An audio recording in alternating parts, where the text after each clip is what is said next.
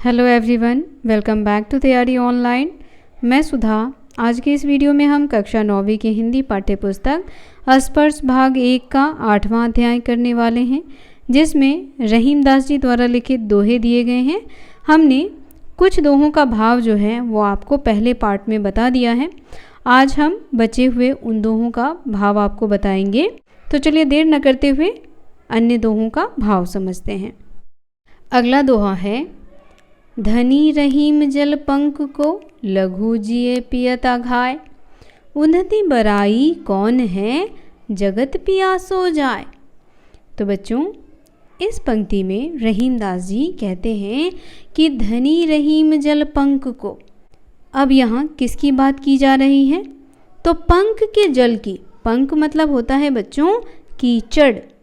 क्या होता है? कीचड़। तो कह रहे हैं रहीमदास जी कि पंख का जो जल है, यानी कीचड़ में जो जल है, वह क्या है? धन्य है, क्योंकि उसमें निवास करने वाले जो लघु जीव हैं, जो छोटे मोटे कीड़े मकोड़े हैं, वह उसे पी करके अपनी प्यास को बुझा लेते हैं। उदधि बराई कौन है? उदधि। उदधि मतलब होता है बच्चों सागर। उदधि मतलब सागर या आप समुद्र कह सकते हैं। उदधि बराई कौन है जगत पियासो जाए। तो दूसरी तरफ कहते हैं कि सागर का अपार जल जो किसी की भी प्यास नहीं बुझा सकता।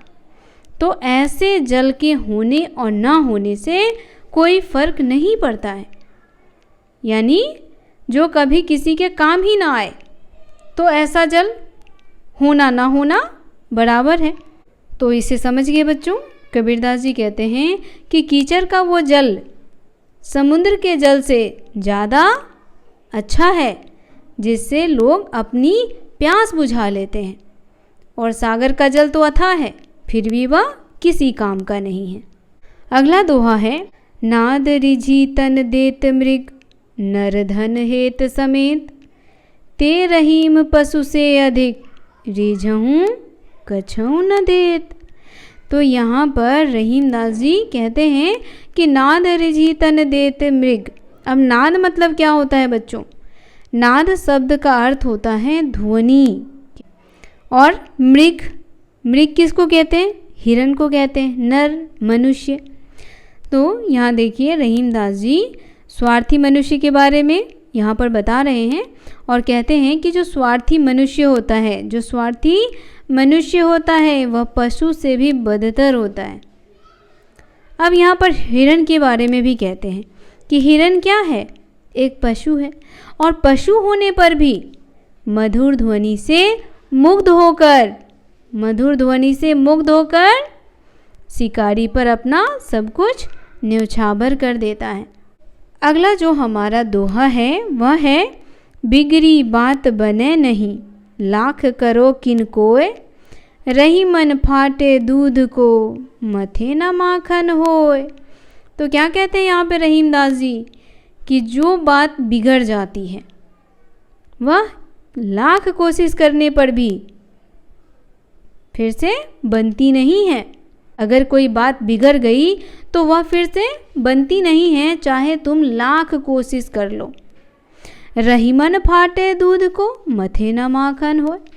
और कहते हैं कि अगर दूध फट जाता है, अगर दूध फट जाता है तो तुम उसको लाख मथ लो, कभी उसमें से मक्खन नहीं निकलेगा। फटे हुए दूध से बच्चों कभी मक्खन निकला है? नहीं ना। तो इसीलिए कहते हैं कि हमें कभी अपने बात को बिगड़ने ही नहीं देना चाहिए, बिगड़ने से पहले ही उसे संभाल लेना चाहिए। और उदाहरण के तौर पर वो किसका उदाहरण दे रहे हैं? फटे हुए दूध का।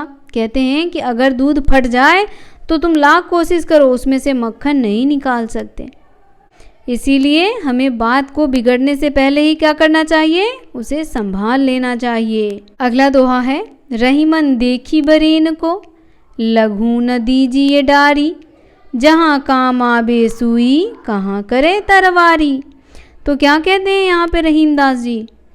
रहीमदास जी कहते हैं कि हर वस्तु का या हर मनुष्य का अपना एक अलग ही महत्व होता है। फिर चाहे वह छोटा हो या बड़ा। हमें कभी भी बच्चों छोटे व्यक्ति या बड़े व्यक्ति किसी की भी उपेक्षा नहीं करनी चाहिए। जहाँ काम आवे सुई, कहाँ करे तलवारी। और क्या कहते हैं कि जहाँ सुई का काम होता है बच्चों, वहाँ तलवार कुछ नहीं कर सकता, वहाँ तलवार कुछ नहीं कर सकता। अर्थात तलवार के आकार में बड़े होने पर भी वह काम का साबित नहीं होता। तो जहाँ आपको छोटी वस्तु की आवश्यकता है, जैसे कपड़ा सिलने के लिए आपको क्या चाहिए, सुई चाहिए, आप तलवार तो नहीं प्रयोग कर सकते ना कपड़ा सिलने के लिए। तो इसीलिए कहते हैं कि जहाँ सुई का प्रयोग है वहाँ सुई ही काम आएगा, तलवार नहीं काम आएगा। तो हमें कभी भी किसी की उपेक्षा नहीं करनी चाहिए। यहाँ सबसे बड़ी बात क्या कहा है उन्होंने, कि हमें कभी भी किसी की उपेक्षा नहीं करनी चाहिए। अगला दोहा हमारा है, रहीमन निज संपत्ति बिना कोऊ न विपत्ति सहाय, बिनु पानी ज्यों जलज को नहीं रवि सके बचाए। अब देखिए रहीमदास जी यहाँ कहते हैं, रहीमन निज संपत्ति बिना कोऊ न विपत्ति सहाय।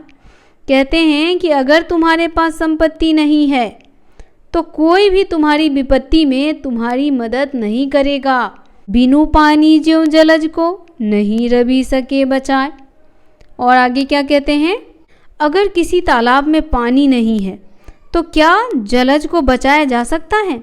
जलज मतलब क्या होगा बच्चों, जलज कहते हैं कमल के फूल को। किसको कहते हैं, कमल के फूल को। तो कहते हैं कि जिस प्रकार पानी के बिना कमल के फूल को सूर्य के जैसा तेजस्वी नहीं बचा सकता है, अगर पानी नहीं होगा तो वह फूल मुरझा जाएगा। तो यहाँ बहुत बड़ी बात उन्होंने कही है कि रहीमन निज संपत्ति बिना कोऊ न विपत्ति सहाय। अगर आपके पास संपत्ति नहीं है तो विपत्ति में कोई आपकी सहायता नहीं करेगा, आपकी संपत्ति ही विपत्ति में आपकी सहायता करेगा। बिनु पानी ज्यों जलज को नहीं रवि सके बचाए। और बिना पानी के कमल का फूल जो है उसे सूरज भी नहीं बचा सकता। रहीमन पानी राखिए बिनु पानी सब सून, पानी गए न उबरे मोती मानुस चून।